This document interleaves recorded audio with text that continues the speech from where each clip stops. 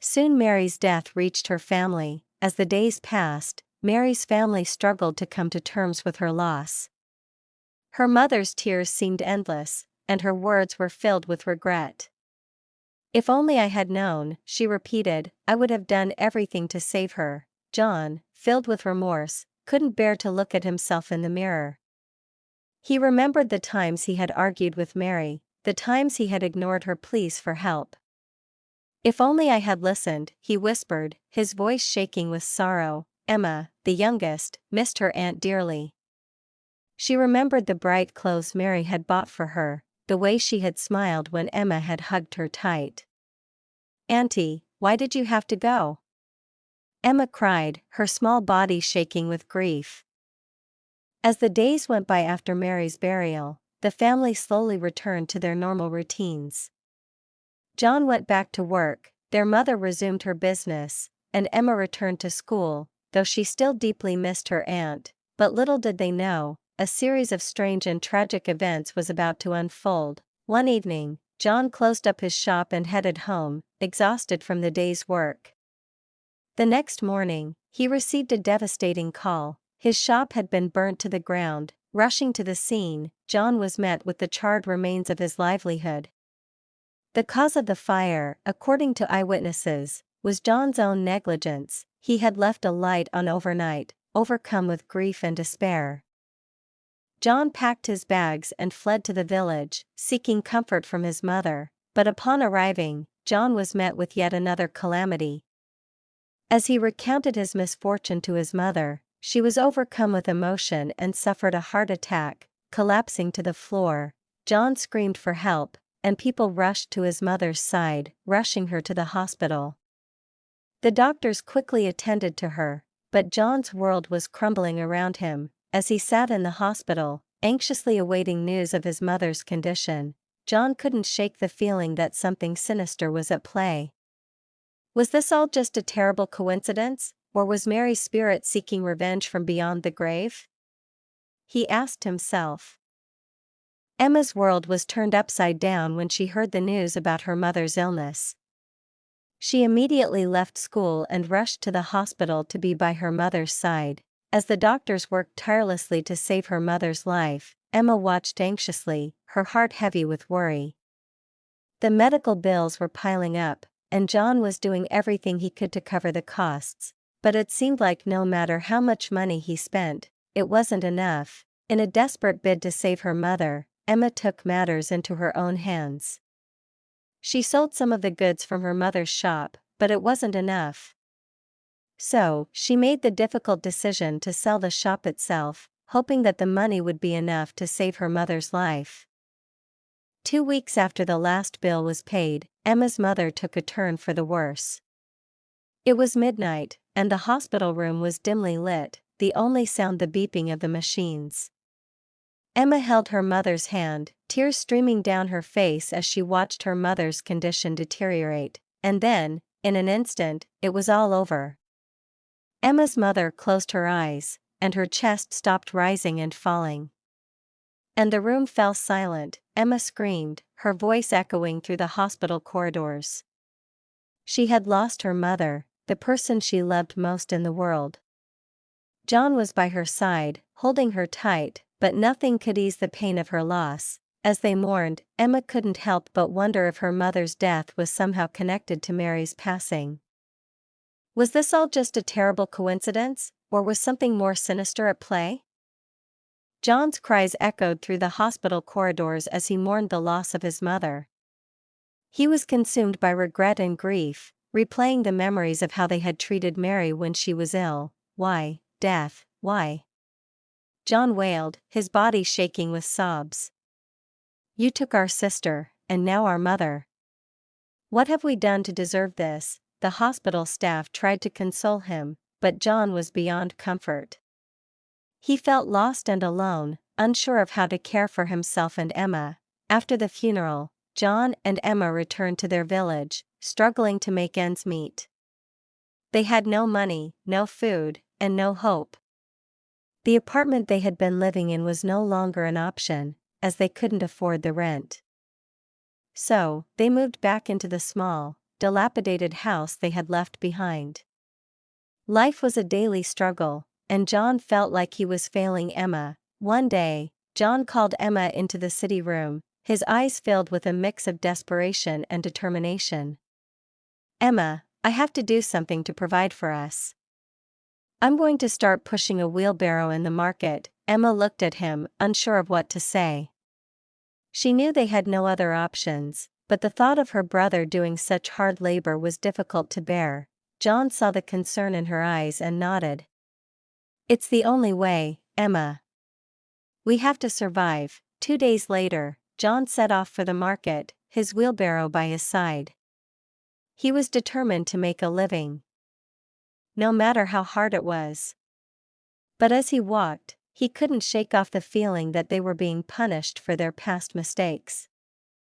Despite John's struggle to make a living as a barrow pusher, the money he earned wasn't enough to feed himself and Emma. The money he normally got from pushing the barrow wasn't even enough for their feeding, let alone doing other things. So Emma joined him in hawking pure water.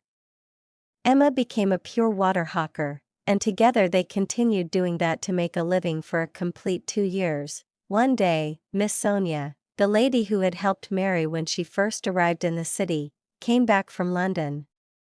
She went straight to her house, hoping to find Mary, because she had lost contact with her immediately she left for London.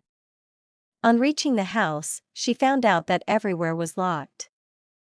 As the owner of the house, she opened the house, went in, and found out that the house had been empty for months or years. She wondered what to do and left the house to go to the doctor they used to do surrogate business with. On arriving at the doctor's office, the doctor explained to her how Mary had passed away and how her family had abandoned her when she needed them most. Miss Sonia felt a sound of pain in her heart, cried bitterly, and after sometimes asked the doctor for the direction to Mary's house. The doctor got Mary's file, and through the file, they got the direction to Mary's compound. Miss Sonia thanked the doctor and left the hospital.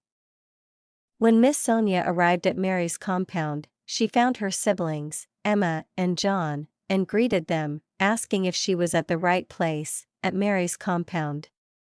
They said yes, that she was at the right place. Miss Sonia broke down in uncontrollable tears, crying and sobbing, and John and Emma were beside her, consoling her.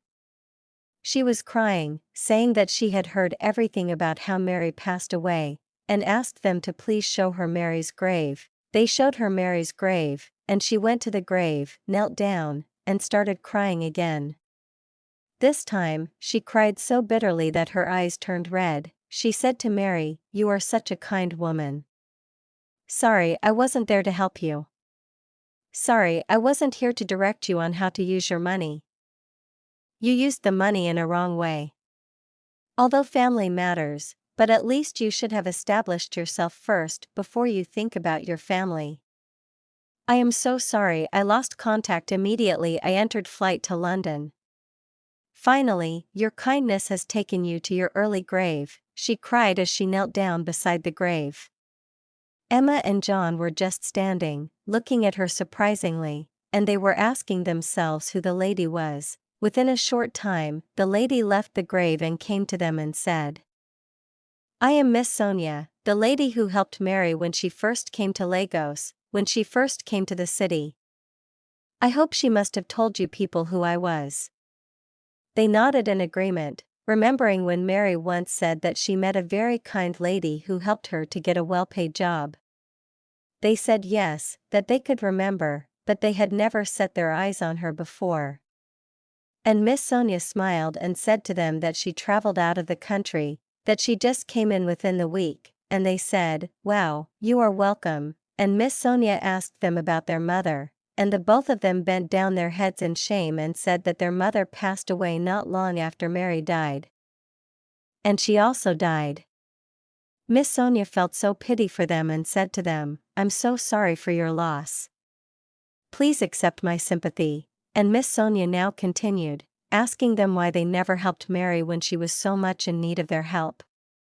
And the both of them bent down their faces in shame. And John now spoke up, saying that it was how things were at that time. And Miss Sonia said, "It wasn't how things were, it's just that you people never had the type of heart that Mary had for you. That lady sacrificed a lot just to make sure she pulled you people from poverty, but when you got the money, when she needed you people to help her, you all abandoned her, and that was what led to her death." And Emma and John were very ashamed of themselves.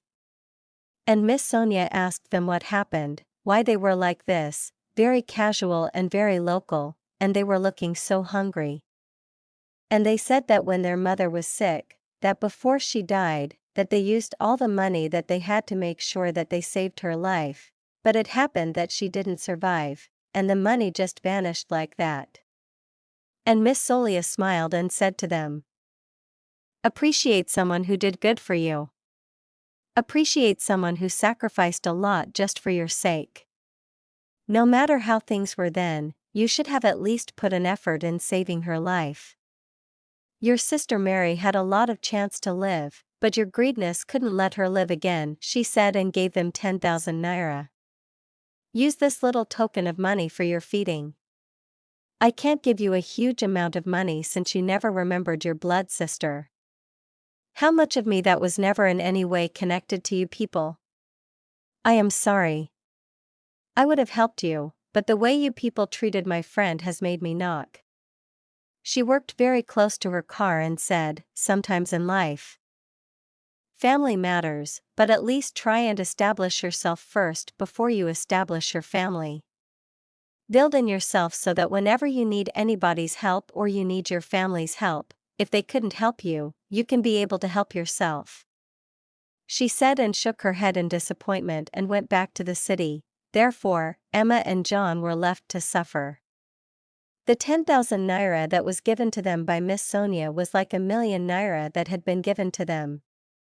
They were overjoyed, and that day, they cooked a little good meal for the past 2 years. And since then, John remained a barrow pusher, while Emma later married a palm wine tapper, and the both of them ended up in the village, suffering together.